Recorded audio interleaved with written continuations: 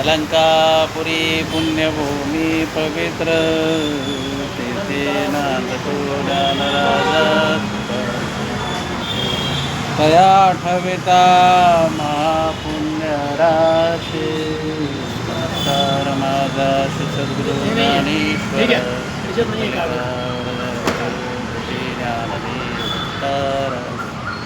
पंढरीनाथ भगवान की स्वामी ज्ञानेश्वर महाराज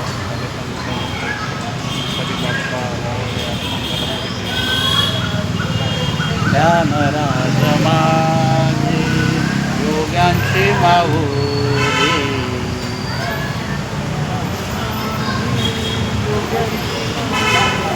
जेने निगम वल्ले प्रगट केली गीता अलंकार नाम ज्ञानेश्वरी ब्रह्मानंद लहरी प्रगट केली अध्यात्म विद्येचे लाविले रूप चैतन्याचा दीप उजळीला 56 भाषेचा केला से गौरव भवार नवीना उभारली श्रवणाचे मी से बैसावे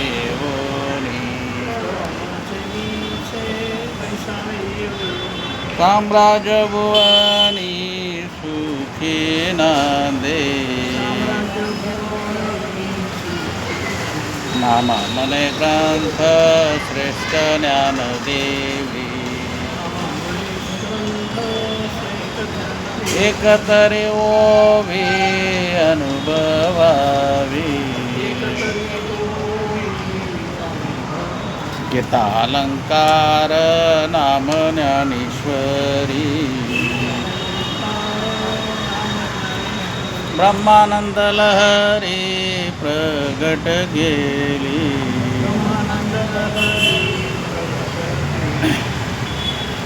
ज्ञानेश्वरी घरोघरी अर्थात ज्ञानेश्वरीची कार्यशाळा या कार्यक्रमात आपलं सर्वांचं स्वागत आहे. आज आहे 38 क्रमांकाचा श्लोक आहे. तर मी पुढे वाचतो, आपण त्या मागे म्हणायचं. धूमेना विरयते वन्नीर यदा दर्शो मलेन च म्हणा.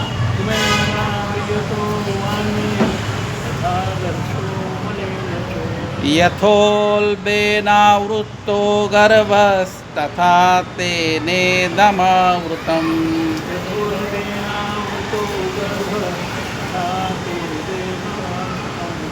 परत एकदा बघा. धूमेना विरयते वन्नीर यथा दर्शो मलेन च यथोल्बेनावृत्तो गर्भस्तथा तेनेदमावृतम्.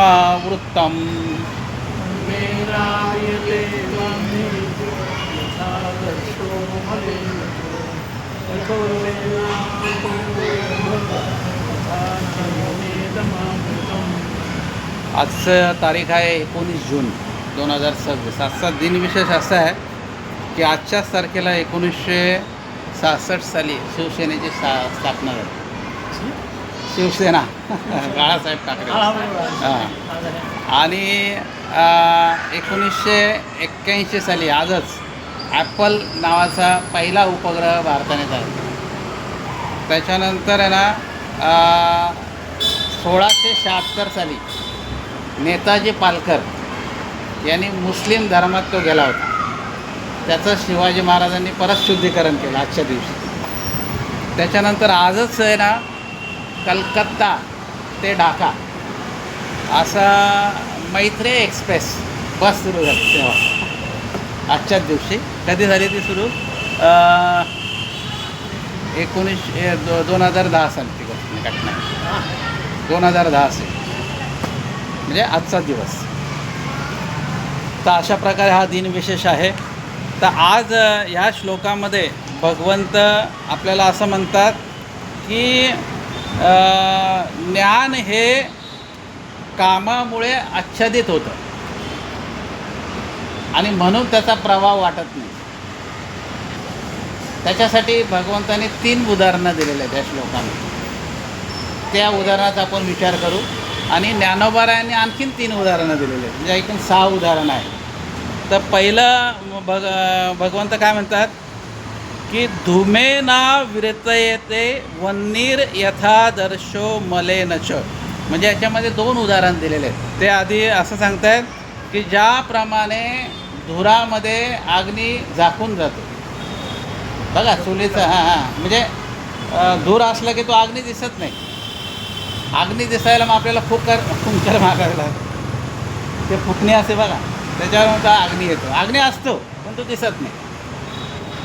आणि आरसा आहे, आरसा मलिन झाला समजा, त्याच्यावर धूळ बसली तर आपला चेहरा दिसतो का त्याच्यामध्ये? नाही दिसत.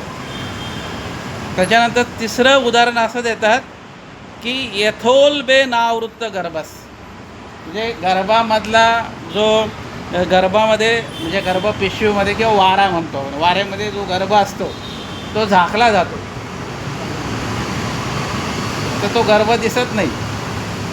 त्याप्रमाणे ज्ञान कशाने झाकलं जातं? कामनेने, वासनेने, आहे की नाही? मग आता त्याप्रमाणे ज्ञान हे झाकलं जातं. तर याच्यामध्ये काम मनुष्याचं ज्ञान झाकून टाकतो. त्याच्यानंतर काम वासनेमुळे बुद्धीचे तेजना गळून पडते. त्याच्यानंतर वासनेमुळे आत्माचे खरे ज्ञान दिसून येत नाही आपल्याला. आपण खरा आत्मा का जाणत नाही? कारण आपल्याकडे वासना आहेत. त्याच्यानंतर गर्भामध्ये बघा, गर्भ जो असतो गर्भपिशवीमध्ये तो स्वतंत्र असतो का? त्याला वाटलं आपल्याला बाहेर जायचं आहे, जाऊ शकतो का? नाही, तो अडकलेला आहे. तसं मनुष्य हा संसारामध्ये आपण अडकलेला आहोत. आपल्याला जर का बाहेर पडायचं असेल तर आपल्याला आसक्ती सोडावी लागेल. जोपर्यंत तुमचं कामनारहित जीवन आहे तोपर्यंत तुम्ही कर्मबंधनामध्ये अडकणार आहात, असा त्याचा आशय आहे. आणि याच्यामध्ये कसं आहे बघा, ह्या श्लोकामध्ये आपणच काय करायचं ही साधक अवस्था सांगितलेली आहे. आपण कुठल्या स्टेजला आहेत हे आपणच बघायचं आहे. बघा, जसा अग्नी आहे, अग्नी धुरामध्ये दिसत नाही आहे, पण फुंकर मारली का अग्नी दिसतो. त्याप्रमाणे आपल्याला एखादा गुरु भेटला, त्याने फुंकर मारली म्हणजे उपदेशाची, तर काय लगेच वैराग्य येतं. तर तो पहिल्या स्टेजचा काय साधक आहे. त्याला विशेष कष्ट नाही करावे लागत. बघा, ज्ञानोबारायांना घरीच गुरु मिळाला निवृत्तीनाथांच्या रूपाने. त्याच्यामुळे त्यांना विशेष काही कष्ट केलं म्हणजे त्यांची तर साधना आहेच आहे, पण गुरुच घरी मिळाला. बघा, गुरु मिळणं हे फार दुर्मिळ आहे, फार दुर्मिळ आहे. साधना अशी तुम्हाला सांगते की तुम्ही नाही गुरु मिळवायचा, गुरु तुम्हाला शोधत येतो. म्हणजे तुम्ही तेवढे पात्र व्हायला पाहिजे. पण आता सध्या सगळं चित्र उलट आहे.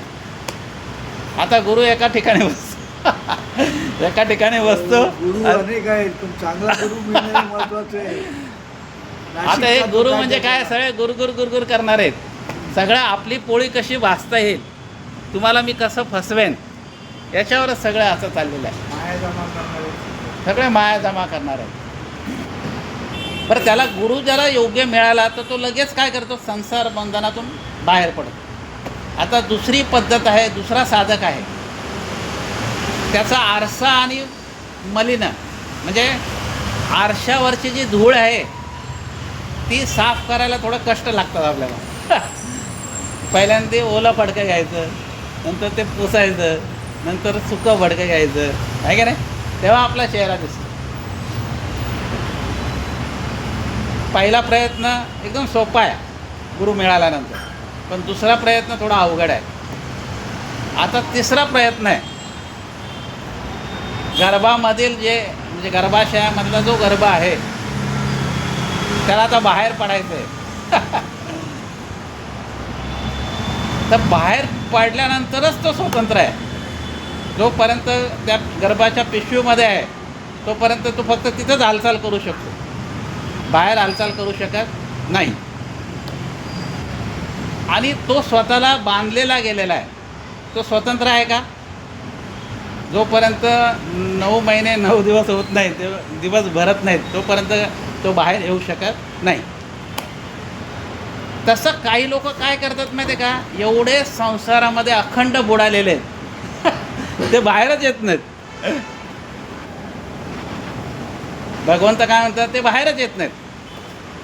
आणि मग ते म्हणतात नाही नाही बा, मला अशी जबाबदारी आहे, आता मी लग्न केलेलं आहे, मग मला त्या पत्नीची जबाबदारी आहे, मग काही दिवसांनी मुलं होतात, मग मुलांची जबाबदारी आहे, मग मुलं हळूहळू मोठी होतात मग त्यांचे शालेय शिक्षणाची जबाबदारी आहे, नंतर मग पुढे त्यांचं लग्न करावं लागतं, लग्न करायचं, अशा सगळ्या. तर तो काय आहे ना, तो त्याच्या जबाबदारीतून मुक्तच होत नाही. शेवटी अशी स्टेज येते की आपली त्यांना अडचण होते तरी आपण त्यांना सोडत नाही. म्हणजे एवढं संसारामध्ये चिटकलेले आहेत, त्यांना संसार आहे ना सोडूशीच नाही वाटत. आपण परमात्मा म्हणजे कमीत कमी रिटायर झाल्यावर तरी परमार्थ करायचा आहे, ते सुद्धा त्यांच्या डोक्यात येत नाही. म्हणजे बघा कसे कल्पकतेने भगवंतांनी उदाहरण दिलेलं आहे. या बाजूने साधक कसा आहे,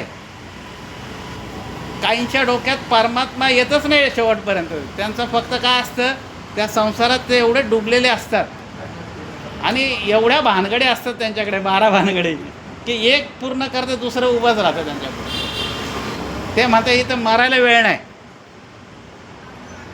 तर देव काय लांब राहिला, साधनाकडून करायची तर मरायलाच वेळ नाही. म्हणून आपण कमीत कमी उत्तरार्ध जो आहे आपला,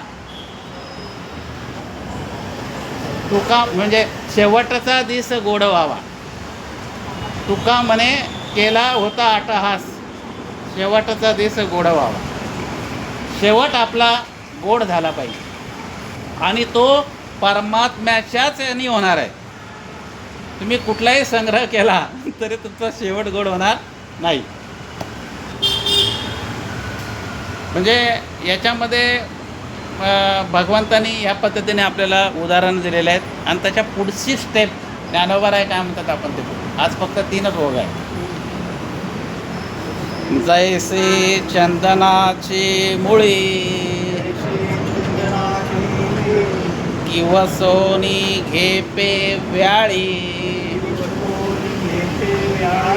ना तरे उलबाची खोळी गर्भस्तासी. जसं चंदनाच्या मुळीला काय करतो, साप विळून ठेवतो, सापाचा विळखा असतो, चंदन सहसासहजी मिळत नाही. त्याच पद्धतीने आहे ज्ञान, हे सहसासही मिळत नाही. कारण का आपल्यावर कामाचं आवरण असतं, आपल्यावर वासनेचं आवरण असतं. त्याच्यामुळे आपल्याला शुद्ध ज्ञान हे पवित्रच आहे.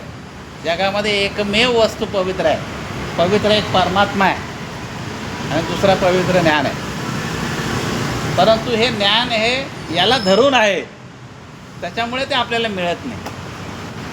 आणि पुढे ज्ञानोबाराय दृष्टांत देतात, तो आपल्याला श्लोकामध्ये सांगितलेला आहे. जसं गर्भाच्या बाबतीत आहे, गर्भपिशवीमध्ये तो असतो, त्याच्यामुळे तो आपल्याला दिसत नाही. या पद्धतीने पुढे बघा. का प्रभाविन भानू तुमे विन हुताशनू, जैसा दर्पण मळे हेनो काहीच नसे. बघा, प्रकाशापासून सूर्य असेल का? सूर्य असला म्हणजेच प्रकाश आहे. त्याच्यानंतर धुरापासून अग्नी असतो का? किंवा धूळ असलेल्या आरशामध्ये दिसतं का आपल्याला? नाही दिसत. असे 3 उदाहरण याच्यामध्ये प्रकाश आणि सूर्य हे उदाहरण ज्ञानोबारायांचं आहे. बाकी 2 उदाहरण श्लोकामध्ये आलेले आहेत. तर ह्या पद्धतीने आपल्याला ज्ञान आपल्याला का समजत नाही? कारण त्याच्यावर कामाचं आवरण आहे, वासनेचं आवरण आहे. म्हणून आपल्याला शुद्ध ज्ञान जे आहे ते प्राप्त होत नाही. पुढे बघा, तैसे इयविन एकले आम्ही ज्ञान नाही देखिले. जैसे कोंडेनी गुंतले बीज निपजे.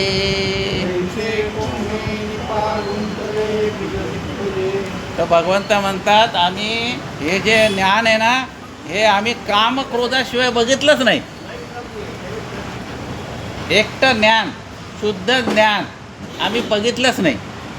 कशाप्रमाणे म्हणाल तर बघा, बी आहे, बी. कुठलंही बी हे टरफलाशिवाय असतं का?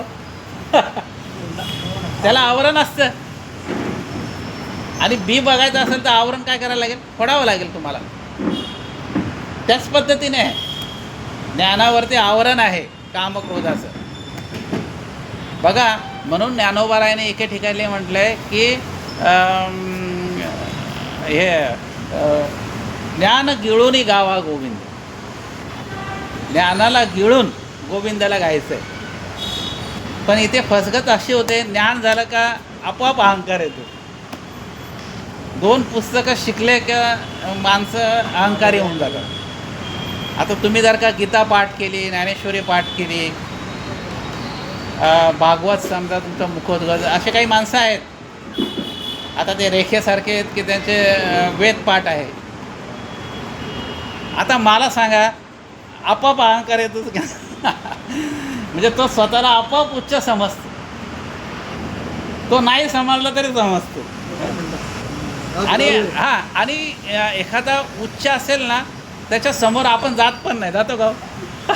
एखादा साहेब आला समजा, त्या साहेबाच्या समोर कोण जातं का? साहेबाच्या समोर पण नाही जायचं, मागं पण नाही. बाजूला डावीकडे जायचं नाही तर उजवीकडे जायचं. आमचे ते एक असाच मित्र होता. तो रेल्वेमध्ये होता. 40 वर्ष त्याने सर्व्हिस केली. तो म्हणे, मी म्हटलं काय होतं तू? म्हटलं तो म्हणे मी शिपाई होतो म्हणे साहेबांचा. मग काय काम केलं? म्हणजे काय काम काय नाही म्हणे, साहेबाच्या मागं उभं राहायचं. मागं म्हणजे साहेबाला कधी दिसलंच नाही पाहिजे. मी आलं फक्त सहीसाठी साहेबाच्या समोर राहायचं. नंतर इतर वेळेला साहेबाच्या समोर यायचंच नाही. म्हटलं का? तर मग काय पण काम सांगायचं मला. मी कल्याणला असायचो ना, मला सांगायचं जा विटेला हे घेऊन ये. आणि त्यात काही तथ्य असायचं का ते तथ्य नसायचं म्हणे. आता साहेबांची कसं असतं, साहेबांचा स्वभाव की हा माणूस बसलेला आहे ना, मग त्याला काहीतरी काम सांगायचं, कामाला लावायचं. ते काम योग्य असेल किंवा अयोग्य असेल किंवा गरज नसेल तरी ते करायला लावतं, आहे का नाही? तर अशा प्रकारे ज्ञान जे आहे, शुद्ध ज्ञान, हे करण्यासाठी आपल्याला काम आणि वासना हे तुम्हाला बाजूला करावं लागेल. तेव्हा तुम्हाला शुद्ध ज्ञानाची प्राप्ती होऊ शकेल. अशा आशयाचा हा श्लोक आहे. आणि 3 स्टेप, आपण कुठल्या स्टेपमध्ये आहोत हे आपण प्रत्येकाचं बघायचं. परंतु आपण पहिल्या स्टेपमध्ये यायला पाहिजे. जसा धुराला फुंकर मारली कन्या अग्नी प्रगट होतो, तसा आपल्याला एखादा महात्मा मिळतो कधी कधी, पण आपण त्याचं मनावर नाही घेत. कारण तेवढी पात्रता आपल्याकडे असावी लागते. म्हणून हा परमार्थ ही जी गोष्ट आहे ना, ही लहानपणापासूनची आहे मासाहेब. बघा, आपल्या पुराणामध्ये उदाहरणं दिलेले आहेत. ध्रुव देवाला शोधायला गेला. कधी गेला हो? किती वर्षाचा होता तो? 5च वर्षाचा होता. आणि आपलं पार मरायला टेकतो आपण. तरी देवाचा आपण विचार करत नाही. हा एक विषय त्याच्यामध्ये असा हा संदर्भ आहे. उद्या आपण 39वा श्लोक बघू. उद्या म्हणजे सोमवार. कुंडलिका वरदे हरी विठ्ठल श्री ज्ञानदेव तुकाराम पंढरीनाथ भगवान.